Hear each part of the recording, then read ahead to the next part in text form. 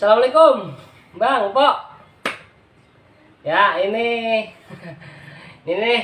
anak saya yang perempuan, yang nomor 2. Ya, nomor 2. Adanya Sidul. Namanya Aisyah.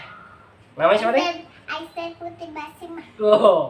Aisyah Putri Basimah namanya katanya, Bang. Kok udah sekolah belum, No? Belum. Belum sekolah katanya. Tapi udah les. Udah. Ngaji. Udah. Bisa coba dah, Babe pengen dengerin. Jangan ditutupin yang benar. Coba Babe pengen denger ngajinya lagi mana, Neng? Ba a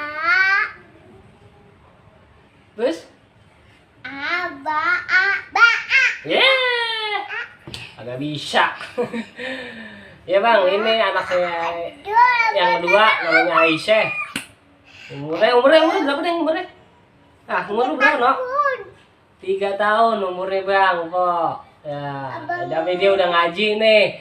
Alhamdulillah udah kenal huruf.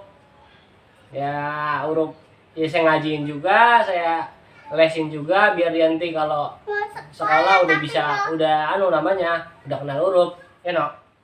Ya.